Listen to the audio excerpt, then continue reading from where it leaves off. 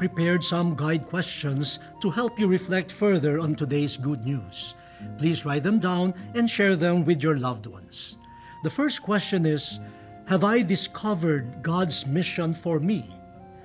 Natuklasan ko na ba ang misyon na iniaatas ng Diyos para sa akin? The second question is, am I willing to go to people and places who do not know Jesus and bring Him to them? Handa ba ako na pumunta sa mga tao at lugar na hindi pa nakakakilala kay Jesus upang dalhin siya sa kanila?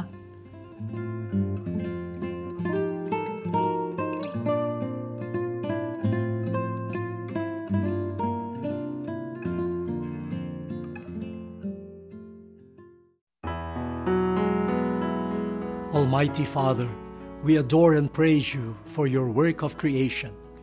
We thank you for the graces we continually received from your goodness. We lift up to you our prayers for our family, community, and country, together with the most precious body and blood of Jesus Christ, your Son, our Savior, who redeemed us from darkness, making us your sons and daughters.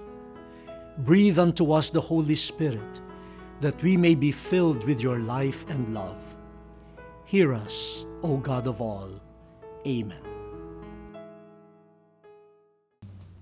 May the Father bless you. May the Son reveal His face to you as you serve others.